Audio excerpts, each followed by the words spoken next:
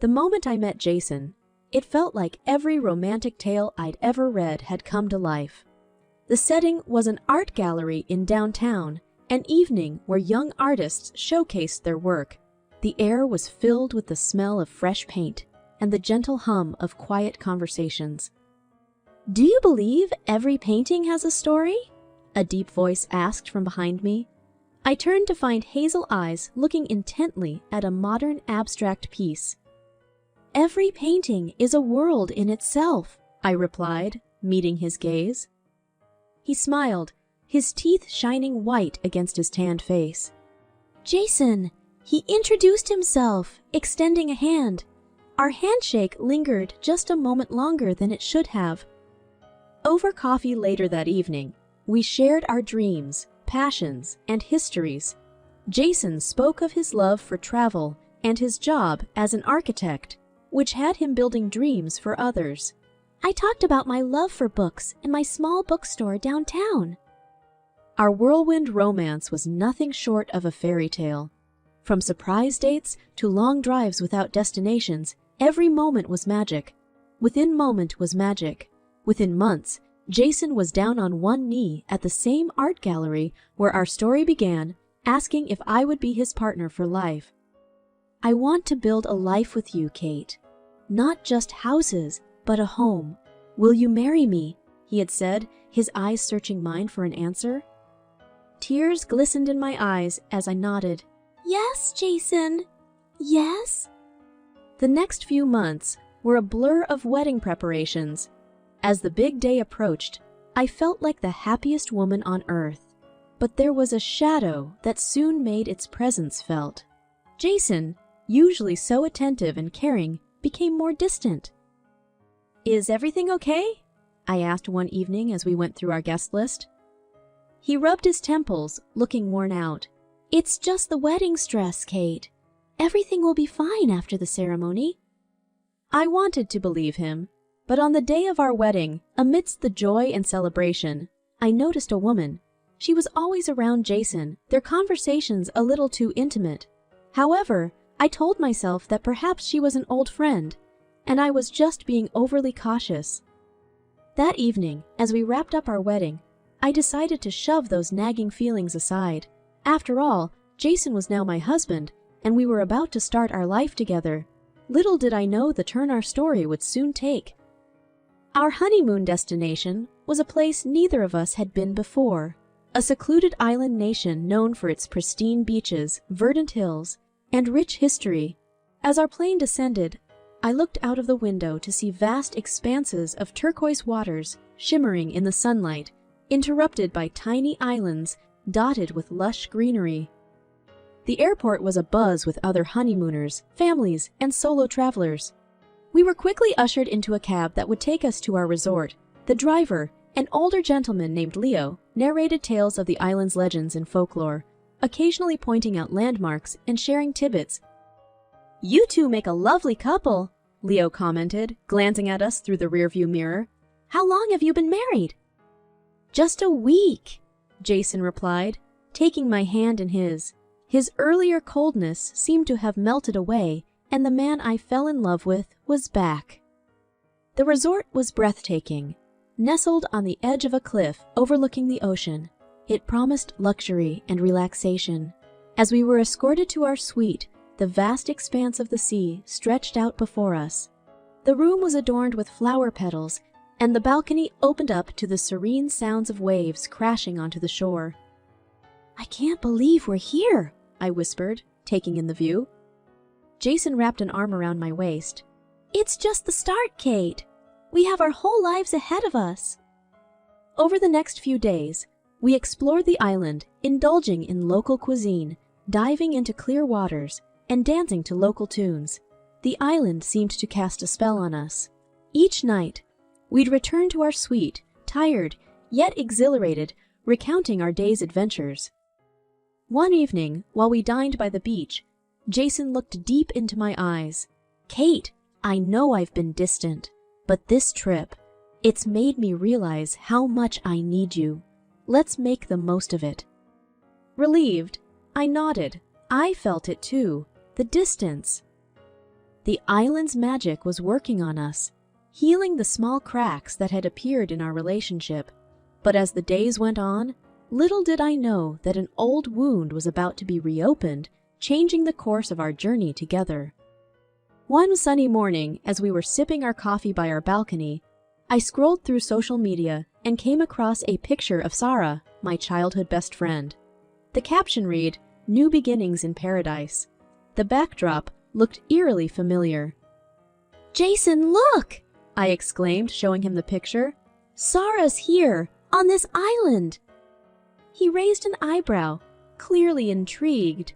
"The same Sarah you used to have those endless sleepovers with?" I nodded, excitement bubbling within. "I haven't seen her in years. What are the odds?" Jason leaned over, dropping a kiss on my forehead. "Why don't you message her? Maybe you too can catch up." Taking his advice, I sent Sarah a message, and within minutes, she responded with equal enthusiasm. It turned out she was only a short drive away, having moved to the island for work. "It would be so lovely to see you, Kate," she texted. Plans were swiftly made for a meetup that evening. As I dressed up, Jason walked over, adjusting his watch. "I was thinking, since you'll be catching up with Sarah, maybe I can explore the town tonight." I met his eyes, a little surprised. "Are you sure?" He grinned. "Absolutely. You girls need your time. Besides, I've heard of this local jazz bar. Thought I'd give it a shot." As the evening sun cast a golden hue over the island, I met Sarah at a quaint cafe. Our reunion was filled with laughter, hugs, and endless stories. Time seemed to fly, and the cafe transformed from a sunlit haven to a cozy nighttime retreat. Sarah spoke of her life on the island, her job, and the new friends she'd made. She had a spark in her eyes, a clear indication of her love for her new home. "The island healed me, Kate," she shared, her voice soft. "After the breakup, I needed a fresh start, and this place, it just called out to me." I squeezed her hand, memories of our teenage years flooding back. "I'm so proud of you, Sarah. You've always been the brave one." The hours ticked by, and before we realized, it was almost midnight. Sarah insisted I stay over, but I declined, thinking of Jason and our honeymoon suite. "I should head back," I said, gathering my things. "Jason will be waiting." Sarah hugged me tightly. "It was wonderful catching up, Kate. Let's not let years pass by again."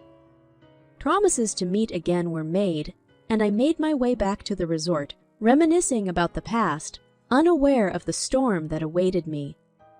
The resort was quieter as I approached, with only the distant murmurs of the sea and the rustling of leaves as companions to my thoughts. The memories of the past evening with Sarah were a pleasant weight on my mind, and the anticipation of sharing them with Jason filled me with a warm glow. However, as I neared our suite, an unfamiliar sound began to creep into my awareness. Soft laughter, muted whispers, and then, unmistakably, a woman's giggle. A cold wave of dread washed over me, making my steps hesitant. The noise seemed to be coming from our room. As I reached the door, I paused, pressing my ear to it. I could hear Jason's voice mingling with another, softer, feminine one. They were sharing a joke, and the ensuing laughter felt like a dagger through my heart. With trembling hands, I slowly inserted the keycard, hoping against hope that there was an innocent explanation. As the door opened a crack, the sight that met my eyes felt like a surreal nightmare. Jason was on the couch, a glass of wine in hand, the same woman from our wedding seated dangerously close to him. Their body language spoke volumes, the intimacy, the comfort, the familiarity. My heart raced, thoughts scrambling for an explanation, any explanation that would not mean betrayal. Pushing the door further, they both looked up, startled. The woman's eyes widened in shock, but Jason's reaction was different. He seemed caught, like a deer in headlights, his face pale. "Kate," he began, rising from the couch, but I raised a hand to stop him. The woman scrambled to her feet, adjusting her dress. "I should go," she murmured, darting past me with a downcast gaze. The silence in the room was suffocating. I could hear my own heartbeat, thudding loudly in my ears. Jason ran a hand through his hair, struggling to find the right words. "I can explain," he finally said, his voice shaky. My voice, when it came out, was cold, devoid of emotion. "Can you? Because from where I stand, it looks pretty clear to me." He took a step towards me. "Kate, please, it's not what it looks like." "You have 5 minutes, Jason," I whispered, steeling myself for the story that would come. Whether it would be the truth or another lie, only time would tell. But what was clear in that moment was the crack in the foundation of a relationship, a fissure that threatened to bring everything crashing down. Jason began, his voice shaky. "She's..." But I barely heard him. The room felt suffocating, the walls closing in. I needed space. Air! A moment to collect my thoughts. I turned towards the door, ready to step out when a thought struck me. I glanced at our suitcases lying by the entrance, the perfect opportunity for a more impactful exit. "I'm leaving," I stated, voice low and controlled. "Kate, please," Jason pleaded. "Just listen to me." I wasn't listening anymore. My focus was on the suitcases. Jason's passport, tickets, and other essential documents were in the front pocket of his bag. I had seen him place them there earlier. Without uttering another word, I unzipped the pocket and swiftly removed them. Adding my essentials to my bag, I made for the exit. I could feel Jason's gaze on me, heavy with a mix of confusion, regret, and disbelief. "Kate?" he called out as I reached the door. "Where are you going?" "You should have thought about the consequences before tonight," I replied coldly. With that, I stepped out, leaving Jason behind in the suite. The corridors were dimly lit and empty, the silence echoing my tumultuous emotions. I quickly made my way to the resort's reception. A friendly receptionist greeted me with a smile, but the look on my face must have alarmed her. "Is everything okay, Mom?" she asked. "I need to check out," I said, my voice firm. She hesitated for a moment, perhaps sensing the urgency in my demeanor. "Right away, Mom. And transportation?" "A cab to the airport, please." As I waited for the cab, the weight of the evening's events began to sink in. What was supposed to be a dream honeymoon was now a nightmare. The drive to the airport was a blur, the picturesque landscapes now mere shadows in the night. I booked the earliest flight home, hoping to put as much distance as possible between the island, Jason, and the heartbreak. As the plane took off, leaving the island beneath a canopy of stars, I felt a strange mix of emotions: hurt, anger, determination. I wasn't running away. I was reclaiming my narrative. This wasn't the end of my story, just a new chapter. The familiar hum of the city greeted me as I landed. Although it was home, the skyline seemed foreign, its familiarity overshadowed by the cloud of recent events. I hailed a cab, and as the city streets rolled by, a plan began to form in my mind. I wasn't just going to fade into the background, heartbroken and defeated. I had taken the first step in reclaiming my life by leaving the island. Now, it was time to secure my future. The week that followed was eerily quiet. There were no calls or messages from Jason. Maybe he was too embarrassed, or perhaps he was still trying to find his way out of the situation. I took the time to consult with a lawyer to ensure that if things went south legally, I'd be prepared. It was on the 8th day that my phone finally rang with a familiar, now unwelcome, tone. I glanced at the screen. Jason calling. Taking a deep breath, I answered, "Hello." "Cade, where the hell are you? Do you have any idea what you've done?" "I think the bigger question is, how could you betray me like that?" I countered coldly. There was a momentary silence. "I never meant for any of this to happen, Kate." "But it did, Jason. You made your choices. Now you live with them." What about my passport and tickets?" "I have them, safe and sound," I replied, a hint of satisfaction in my voice. There was a deep sigh on the other end. "What do you want, Kate?" "I want a divorce," I said without hesitation. "And until that's finalized, you won't see your passport." For a long moment he was silent. "I never imagined you'd do something like this." "Well," I replied, "there's a lot you didn't know about me." The days that followed were a whirlwind of legal consultations, paperwork, and setting things in motion. Friends and family were shocked by the sudden turn of events, but rallied around me, providing the support I needed. 6 grueling months later, news reached me that Jason had finally managed to return. No doubt, after a series of challenges and hurdles. Our divorce proceedings were swift, given the circumstances, and I made sure I was legally protected in every way possible.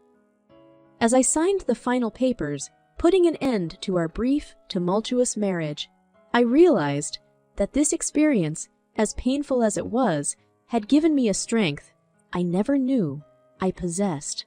I had taken control of my destiny, and in the face of adversity, emerged not as a victim, but as a survivor. The city's skyline never looked the same again.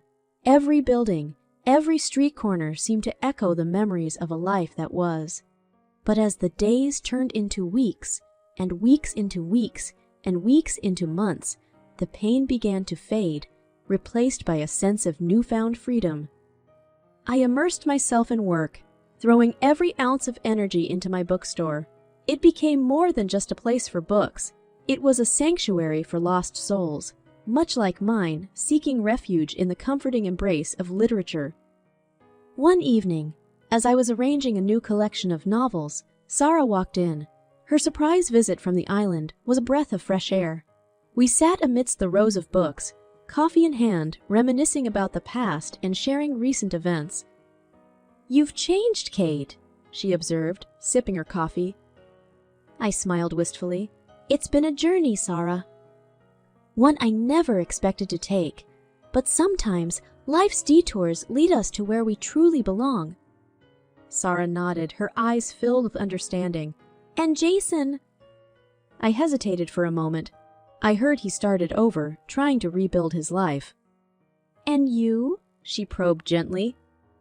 "I've found peace," I said, looking around the bookstore. "This place, the people, the stories, they've healed me."